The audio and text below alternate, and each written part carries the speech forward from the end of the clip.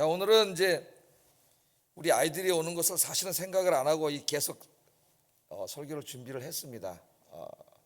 그래서 이제 아이들을 보는 순간 올라오면서 아차차차차차 그랬는데, 어차피 지금 우리 아이들부터 우리 어르신들까지 다 만족시키는 설교는 하기는 제가 어려운 것 같아요. 그래서 느헤미야서를 강의하겠는데, 오늘은 신앙과 삶이 일치하는 삶을 삽시다.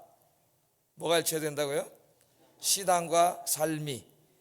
우리 여기 어린이들은 예수님 믿는 어린이죠? 네, 예수님 믿는 어린이는 학교 가서 어떻게 생활해야 돼요? 예수님의 가르친 대로, 예수님의 말씀대로 살아야 되겠죠? 그냥 막 예수님 모르는 아이들처럼 나쁜 행동하고 그러면 안 되겠죠. 그래서 예수님 믿는 어린이는 예수님 믿는 사람답게 그렇게 살아야 돼요. 우리 어른들도 마찬가지고, 하나님을 경외한다면, 내가 하나님을 경외한다고 하면서 세상의 방식대로 자기의 욕심대로 그렇게 산다면은 하나님을 경외하는 사람이라고 할 수 없습니다. 하나님을 경외하는 사람은 하나님의 말씀을 존중하고 하나님의 말씀대로 살려고 노력하겠죠. 우리 삶의 모든 부분에서.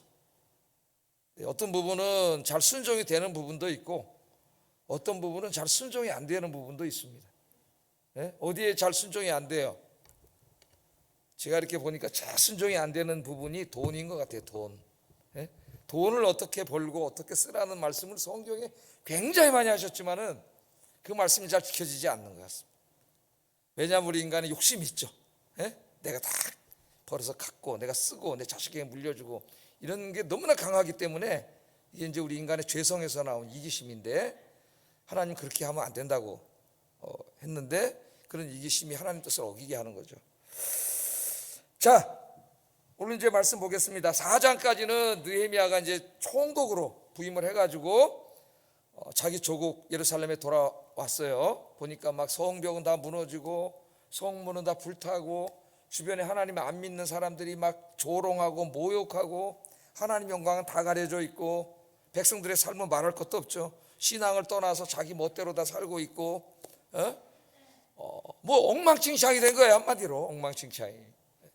여기에 돌아와서 이제 총독으로서 이 나라를 다시 세우는 일을 하는 거죠. 제일 먼저 시작하게 이제 무너진 성벽들을 다 고치고 문짝을 달고, 그렇게 하면서 이방 민족들에게 조롱당하지 않도록 그렇게 이제 외부적으로 이렇게 다 개혁을 하면서, 또 내적으로는 이제 하나님 말씀을 통해서 이스라엘 민족이 다시 하나님을 섬기는 민족으로 만들려고 그런 계획을 세웠어요. 그래서 지난주까지는 이제 성 외벽을 다 이렇게 리모델링하고 이제 벽을 쌓고, 지금 우리가 조금 이렇게 수리를 하고 이렇게 하고 있는데, 그런 일을 이제 막 하는데, 주변에 그 사마리아 민족인 사마리아족의 그 산발랏 사마리아 총독과 그의 수하인 도비야를 중심으로 그걸 막 방해하고, 그죠? 모욕하고 조롱하고, 그러다 안 되니까 주변 민족들을 막 꼬드겨 가지고 군사적인 위협을 가하고 막 이런 지경이 됐어요. 그런데도 느헤미야가 이거 하나님이 기뻐하시는 일이기 때문에, 반드시 해야 될 일이기 때문에 굴하지 않고 어떻게 했습니까? 일하면서 싸우고 싸우면서 일하고, 그래서 막 한 손에 창을 들고 한 손에 망치를 들고 일을 동시에 해나갑니다. 그 어려운 가운데서도. 그래서 이제 52일 만에 이제 성벽을 다 짓게 됐다.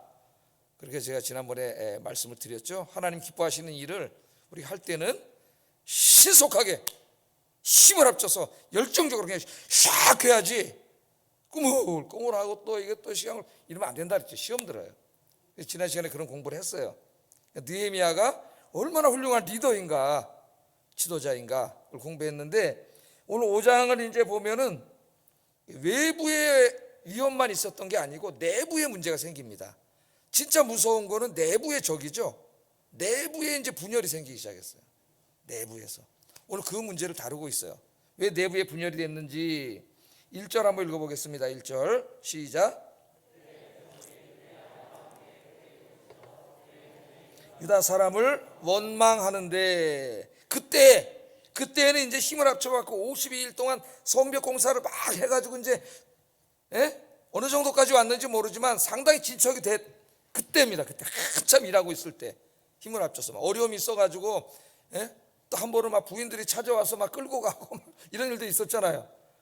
그런 가운데도 이제 끝까지 힘을 합쳐서 잘 설득해가지고 일을 하고 있는데, 이제 근본적인 내부의 문제가 생겼는데 그때 백성들이 그들의 아내와 함께 크게 부르짖었다 그랬어. 부르짖었어. 자, 이 부르짖었다는 것은 상당히 이제 그 고통이 심했다는 얘기인데 어떤 문제가 있었냐면은 그 이스라엘 백성들 중에 가난하고 힘없는 백성들과 힘 있고 부유한 사람들 사이에 갈등이 생기기 시작했어요. 갈등.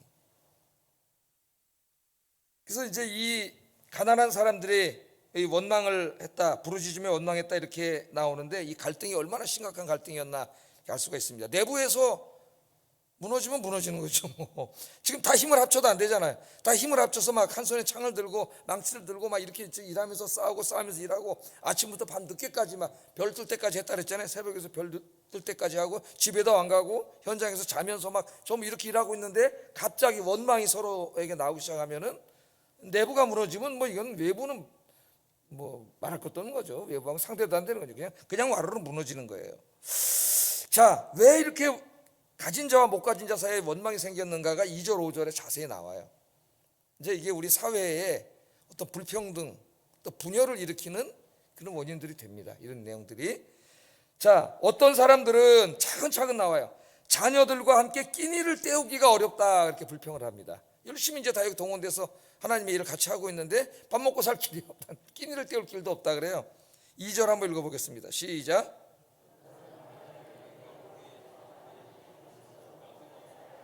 네, 그 2절이 또 그 한 무리에 정말 이건 아주 기본 생활이 무너진 사람들 불평이고 또 어떤 사람들은 식량이 떨어져 밭과 포도원과 집을 저당 잡히고 식량을 사야 한다고 불평을 하고 있습니다. 조금 그 사람들은 나은 것 같아요. 근데 뭐 저당 잡힐 거라도 있으니까. 그런데 그걸 저당 잡혀야지만 먹고 살 수 있는 거죠. 3절 한번 읽어보겠습니다. 시작.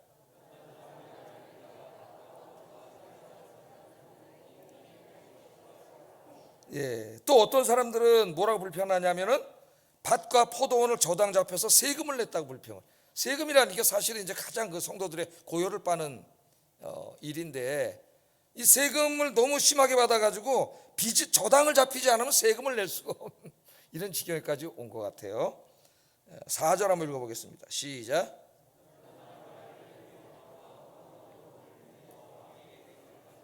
예, 이 세금 문제는 이제 항상 힘든 겁니다. 그래서 세금을 올려가지고 성공한 정부가 없어요. 세금은 당장 누구 주머니에 부담을 줘요? 국민들의 주머니에 부담을 주는데 이 세금을 막 올려놓으면 이게 말할 수 없는 거예요. 말할 수 없는. 막 밥 먹고 살기도 어려운데 강제로 막 세금을 자꾸 뜯어가면은 국가가 깡패가 되는 거예요. 그래가지고 국민들의 어려운 삶에서 세금을 다 뺏어가가지고 지네 정치하는 데다 쓰고 그걸 또 인심 써서 표 얻는 데 쓰고 나머지 국민들 걸 자꾸 세금으로 뺏어가고 이 깡패지 이게 무슨 정부예요? 이런 개혁을 해야지. 그런 불평을 하는 사람이 있어. 또 어떤 사람들은 힘 있는 부자들에게 빚을 졌는데 빚을 안 갚으니까 자녀들을 노예로 끌고 갔다고 불평을 하고 있어요. 5절 한번 읽어보겠습니다. 시작. 그들의 자녀와 갖건을 이제 우리 자녀를 종으로 파는도다. 우리 딸 중에 벌써 종된 자가 있고 우리의 밭과 포도원이 이미 남의 것이 되었으나 우리에게는 아무런 힘이 없도다 하도다. 자, 지금 이 백성들의 삶이 어렵습니다. 근데 힘이 있고 이렇게 권력 있는 사람들은 어렵지 않은데 여기에 같이 이제 힘을 합쳐서 일하는데 이 사람들은 너무 어려운 거예요. 그러다 보니까 이제 52일 동안 막 일을 하다가 때거리가 없어지고 막 과도한 세금이 부과되고 그러니까 이게 이제 불평이 막 설설 이제 나오기 시작하는데 3절에 보면은 이때가 흉년이라 그랬어요. 또 흉년이 들었어요. 흉년이 더 힘들겠죠. 삶이. 그러니까 이 가난한 사람들은 고통을 당하지만 부유한 사람들은 그래도 저축해 놓은 게 있기 때문에 흉년을 견뎌낼 수가 있지만은 이 사람들은 이제 살 수가 없는 거죠. 끼니를 때우기가 어려울 정도 오늘 우리가 읽은 것처럼 그런 어려움이 생겨나기 시작합니다. 자, 그런데 같은 민족인 유대 예루살렘의 부자들이 이 가난한 이웃들을 돌보지 않은 거예요. 더더군다나 지금은 뭐 하고 있어요? 같이 힘을 합쳐가지고 뭐 하고 있어요? 성벽 공사를 하고 있지 않습니까? 근데 지금 흉년에 들고 이 사람 가난해 먹을 게 없어. 지금 뭐 노동을 해도 먹을 때거리가 있을까 말까 한 판인데 그럼 당연히 지금 이 52일 동안 일할 때 이 가난한 사람들의 생계를 이 부자들이 책임을 져줘야 되는데 돈에 욕심이 나 이 사람들이 하지 않는 거예요. 오히려 이자 받아먹고 빚 안 갚는다고 독촉하고 애들을 노예로 끌고 가고, 예? 막 이런 짓을 하는 거죠. 근데 이 사람들이 다 누구예요 지금? 하나님을 믿는다고 하는 사람들이 이 짓을 하고 있는 거예요. 하나님을 믿는다고 하는 사람. 오늘 제목이 뭐예요? 신앙과 삶은 일치해야 된다 그랬잖아요. 일치.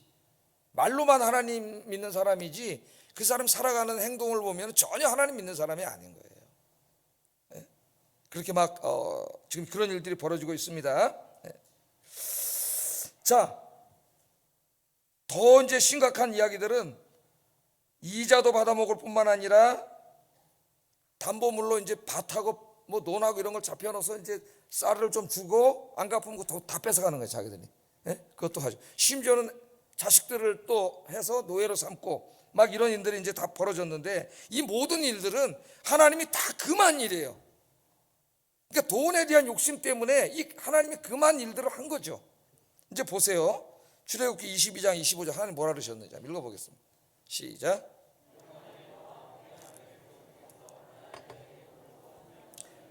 채권자와 같이 하지 말며 이자를 받지 말 것이며. 자, 가난한 자에게 돈을 꿔줬으면, 가난한 자입니다. 이 가난한 자, 가난한 자에게 돈을 꿔줬어요. 근데 그 사람 너무 가난해 갚을 길이 없는데 채권자 같이 가서 막 괴롭히고 계속 막, 예? 또 이자, 고리의 이자를 받아먹지 말라 그랬어요. 그러니까 예수 믿는 사람이 돈 꿔주고 고리의 이자를 받아먹는 짓을 하면 안 돼요. 또 신명기 23장 19절도 한번 읽어보겠습니다. 시작. 곧 돈의 이자, 식물의 이자, 이자를 낼 만한 모든 것의 이자를 받지 말 것이니라. 그래서 내가 돈 꿔주고 많은 이자를 붙여서 이자를 받아서 그것으로 먹고 사는 행동은 하나님 앞에 옳지 않습니다. 그래서 하나님은 가난한 이웃이 있으면 주라 그랬어요. 주라. 네? 주면서 열심히 일해서 빨리 갚으세요. 그렇게 말하고 주세요, 여러분. 네? 정말 그것이 그 사람의 그 기초 생활이 무너질 정도의 어려운 모습을 본다면 여러분이 조금 여유가 있을 때 줘야 돼요.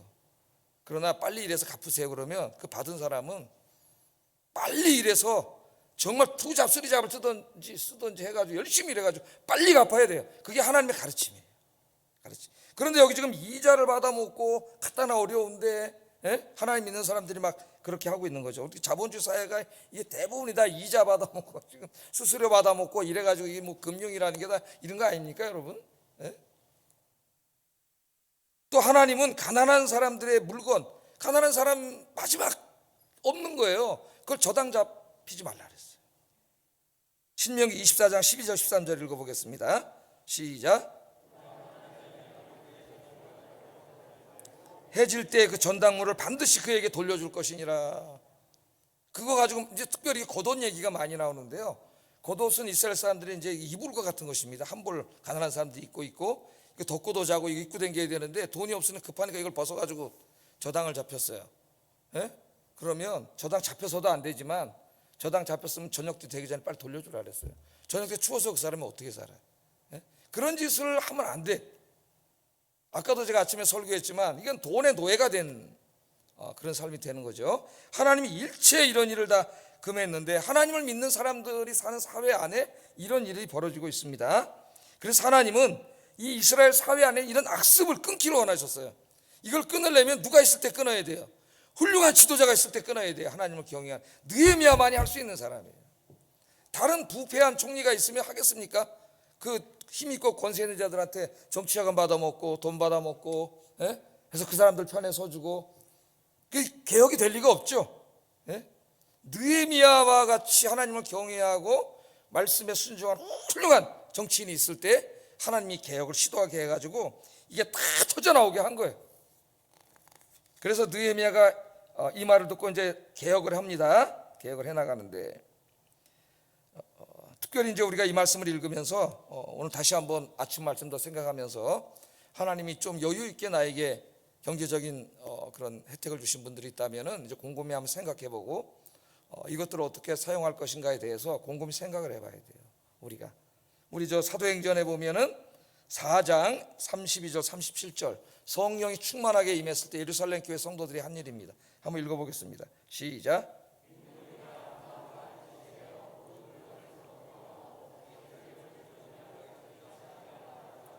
또 사도들이 큰 권능으로 주 예수의 부활을 증언하니 무리가 큰 은혜를 받아 그 중에 가난한 사람이 없으니 이는 밭과 집 있는 자는 팔아 그 판 것의 값을 가져다가 사도들의 발 앞에 두매 그들이 사람의 필요를 따라 나누어 주민이라. 이 예루살렘 교회 성령이 충만해졌어요. 오순절날.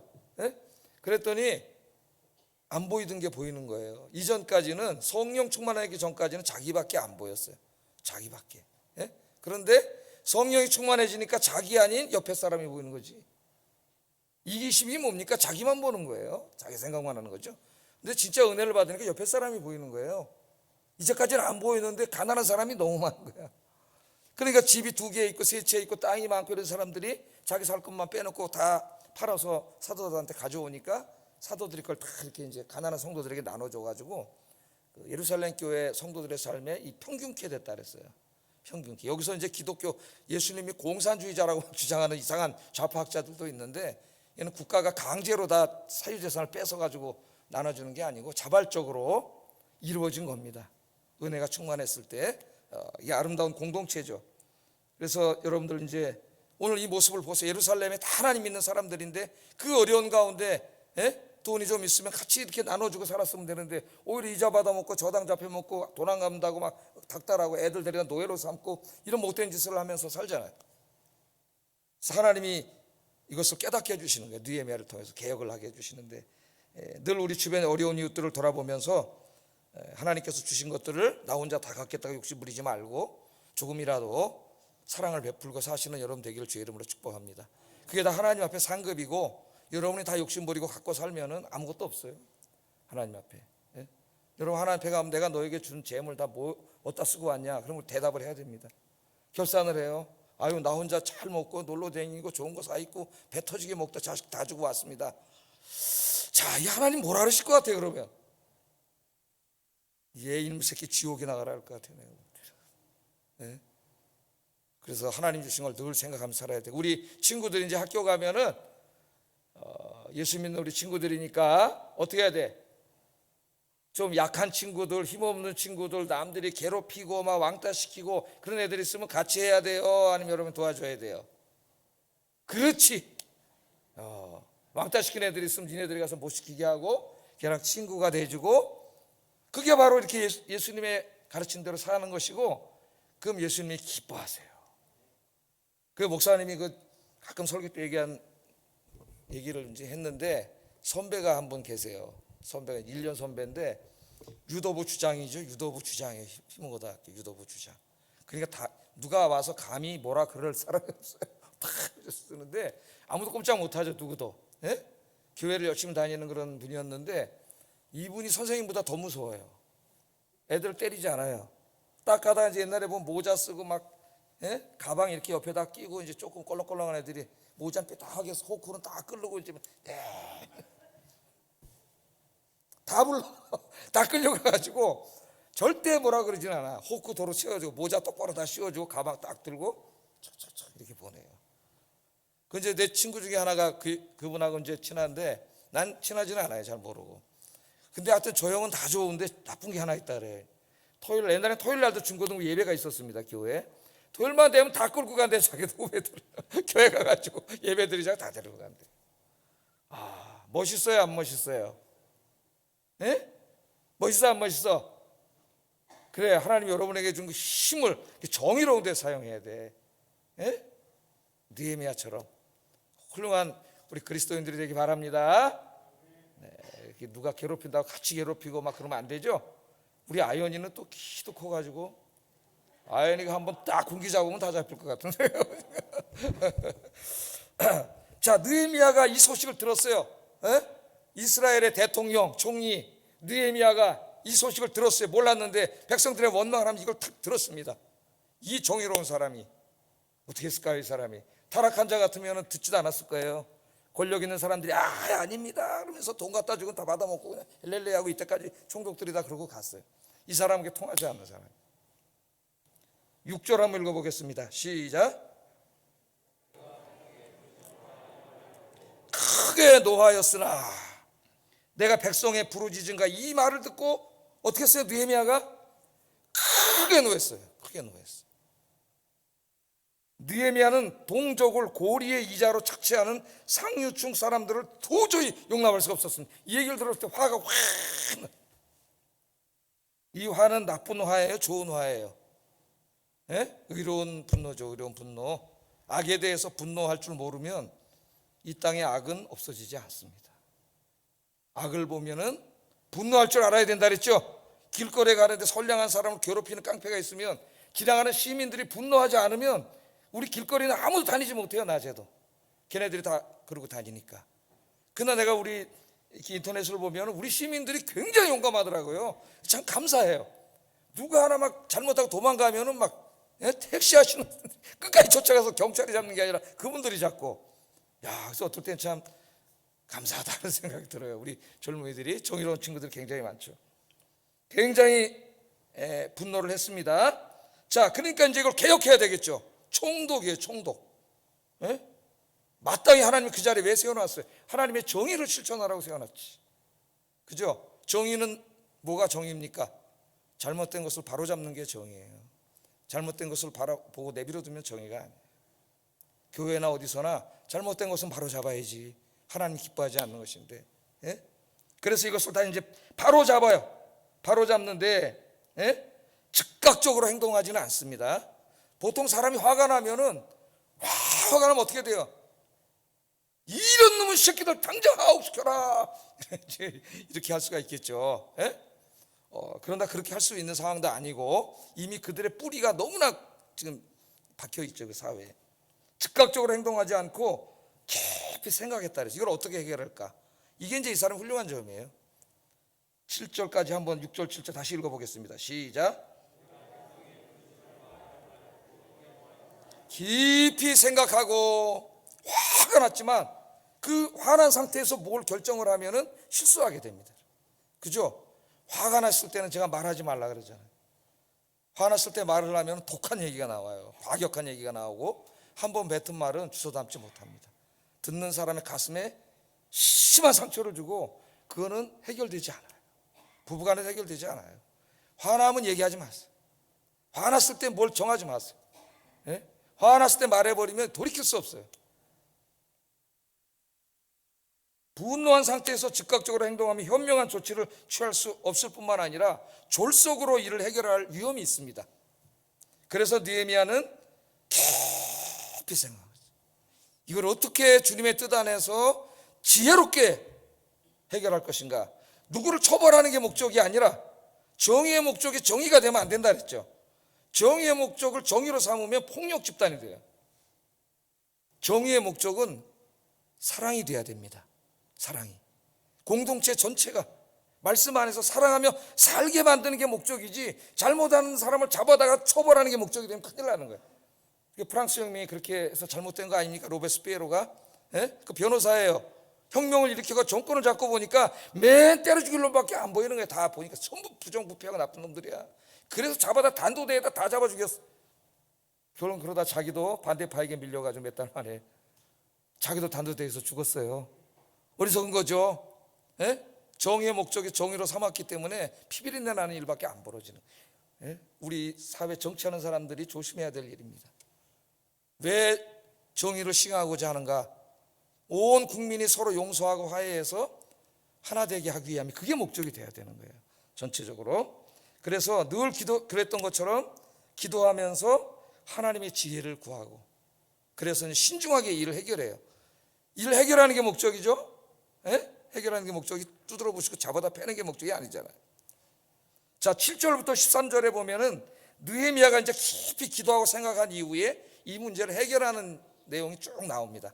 7절부터 13절에 제가 이제 이거 말씀을 전하고 또 하나님 기록하신 이유는 교회 안에서나 가정 안에서나 모양은 다르겠지만 직장에서나 이런 일을 처리할 때 지혜를 배우라는 거예요.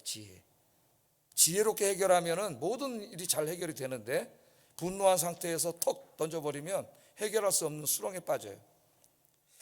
자, 첫째, 느헤미야는 이 일을 해결하는데 원칙 하나님 중심, 정치적인 고려하지 않습니다. 하나님 중심으로 해결한다. 7절 한번 읽어보겠습니다. 시작. 그들에게 이르기를 너희가 각기 형제들에게 높은 이자를 취하는도다. 이자를 받지 말라고 하나님 분명히 말씀하셨는데 이자를 고리대금을 받았거든요. 여기에 대해서 이제 책망을 하는 거죠. 여기 귀족들, 민장들은 영향력 있는 지방 유지들입니다. 이 사람은 이제 막 부임한 총독이에요. 이들의 협조 없이는 아무 일도 할 수가 없어요. 그들이 움직이지 않으면 성벽공사 아무것도 할 수가 없는 거죠. 이들의 협조가 절대적으로 필요한 그런 상황입니다. 만약에 정치적인 감각으로 처리한다면 이들을 책망해서는 안 되는 거예요. 도움을 받을 수 없기 때문에.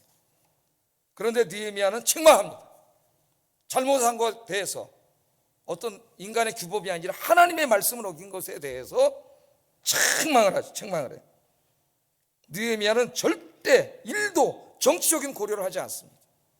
하나님 말씀에 어긋난 것은 정치적으로 타협하면 안 되겠죠. 저 사람 힘이 세고 저 사람 권력이 세고 저 사람 건드리면 목회가 힘들고 그렇다고 안 합니까? 그럼 하나님의 사람이 아니죠. 하나님의 말씀에 어긋나는 건 그가 누구든지. 느헤미야는 꾸짖었어요.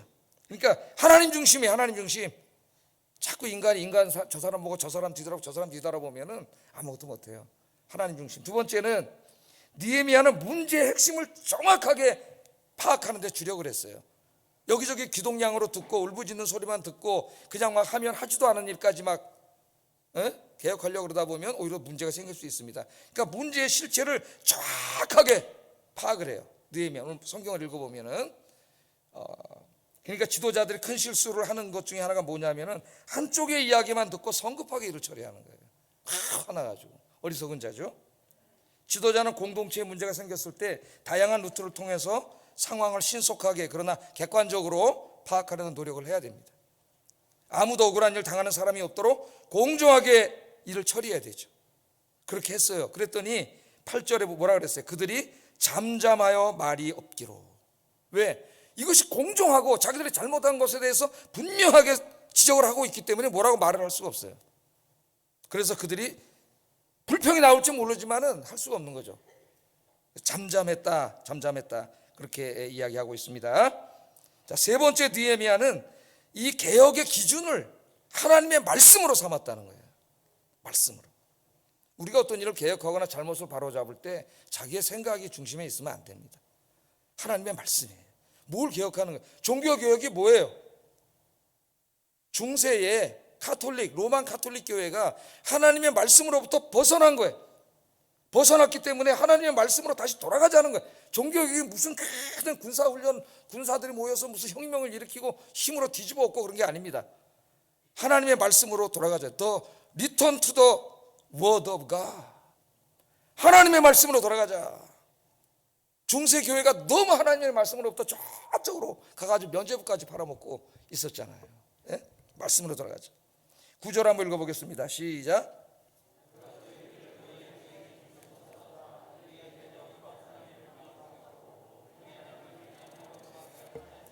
네, 그래서 하나님 말씀에서 어긋나는 거 다 고칩니다. 그래서 이제 고리의 이자를 받거나 자녀들을 노예로 데려가거나 이걸 못하게 해요. 8절 한번 읽어보겠습니다. 시작.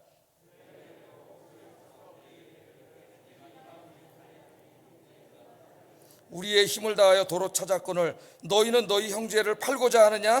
더구나 우리의 손에 팔리게 하겠느냐 하며 그들이 잠잠하여 말이 없기로. 잘못한 걸 정확하게 지적을 하고 있기 때문에. 예? 그 다음에 이자 받는 것을 그치게 10절 우리가 그 이자 받기를 뭐라 그래요? 그치자. 단호하게 이야기합니다. 짧고 단호하게. 이 단문이 굉장히 힘이 있는 거예요. Short sentence is so powerful. 예? 문장을 장황하게 하면은 무슨 말 하는지 아무도 알아들을 수가 없어. 근데 설교자들은 단문을 써야 돼요. 하나님이 계시고 그 하나님 나를 십자가에 달려 돌아가셔서 성령님을 보내주시고 이렇게 사랑하셔서 그러면 주어와 서술어가 저 끝에 가서 무서워갖고 무슨 말 하는지 아무도 몰라. 하나님 여러분을 사랑하십니다. 독생자를 보내주셨습니다. 성령님도 보내주셨습니다. 예수님께서 여러분의 십자가에서 죽으셨습니다. 하나님 여러분을 사랑하십니다. 이렇게 해야지 강력한 거예요. 문장이. 가자. 다른 거 안 하잖아요. 이자 받기를 그치라. 얼마나 단호하고 무서웠겠어요. 그치라. 뿐만 아니라 이자 받은 거 돌려주라 그랬어요. 11절 읽어보겠습니다. 시작. 너희가 구워준 돈이나 양식이나 새 포도주나 기름의 100분의 1을 돌려보내라. 돌려보내라. 강력한 명령입니다. 돌려보내라 그래요. 100분의 1의 이자는 월 이자율인데 연리로 하면 12%입니다. 12%. 당시 페르시아의 연평균 이자가 20%였다고 하니까 그래도 페르시아 사람보다는 덜 받아먹은 건데 하나님한테 그래도 혼나는 거예요. 돌려주라 그래요. 돌려주라고. 단호하게 돌려주라 그래요. 이제까지 받았던 거 안 받는 건 좀 할 수 있겠는데 이때까지 몇 년 받아본 거 돌려주려고 한번 생각을 해보세요. 그러나 하나님 용서하지 않아요. 회개했으면 돌려줘야 돼요. 다 돌려주라 그래요. 그 다음에 저당물 받은 거 갖고 있는 거 다 돌려주라 그래요. 11절 한번 읽어보겠습니다. 시작. 감남원과 집이며 돌려보내라. 남의 밭, 논 이런 거 저당 잡히고 다 떼먹은 거예요. 조금 꿔주고 안 갚는다고 자기가 다 가진 겁니다. 남의 밭과 땅을. 하나님 뭐라 그러세요? 다 돌려주라 그래요. 원주인에게 다 돌려주라고.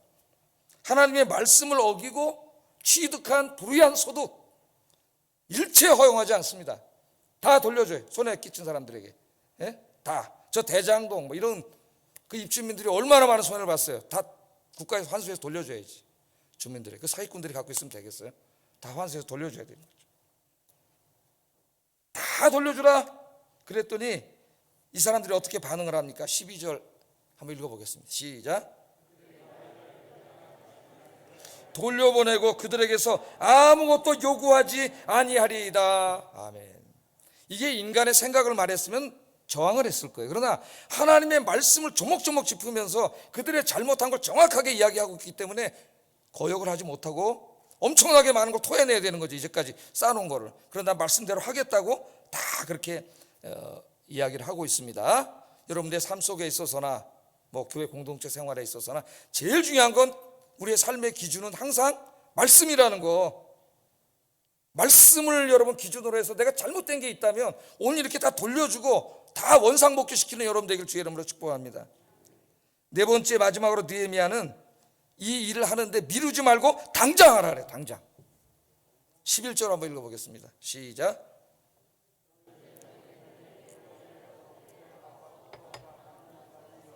너희가 구워준 돈이나 양식이나 새 포도주나 기름의 100분의 1을 돌려보내라. 오늘이라도 당장 하라는 거예요. 당장.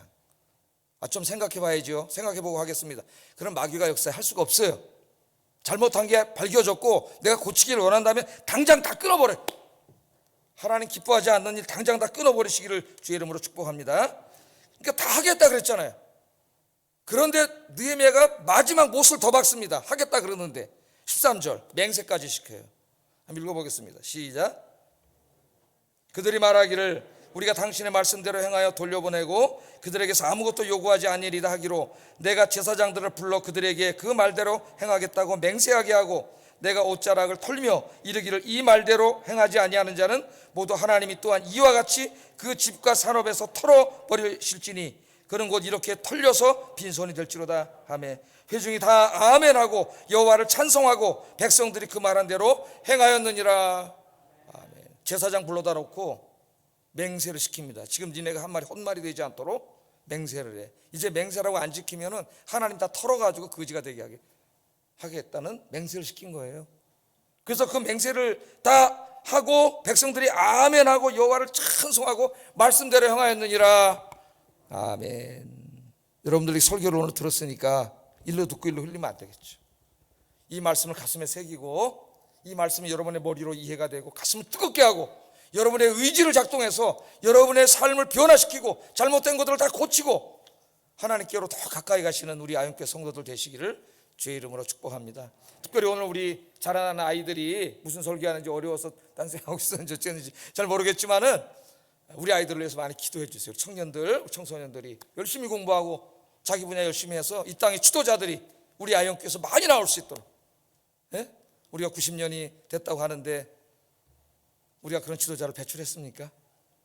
이제 많은 지도자들이 배출되고 아영교회 주일학교를 통해서 느헤미야 같은 훌륭한 사람들이 많이 나올 수 있도록 기도해 주시고 우리 오늘 졸업하는 여러분들은 열심히 공부해서 느헤미야 같은 훌륭한 사람이 되기를 지도자가 되기를 주의 이름으로 축복합니다. 기도하겠습니다.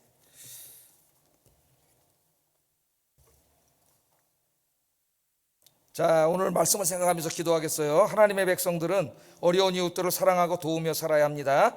하나님께서 주신 것들로 어려운 이웃들을 돕게 하소서. 불의한 일을 볼 때 분노할 수 있게 하시고 의로운 일을 할 때 기도하며 깊이 생각하며 지혜롭고 공의롭게 일을 처리하게 하소서.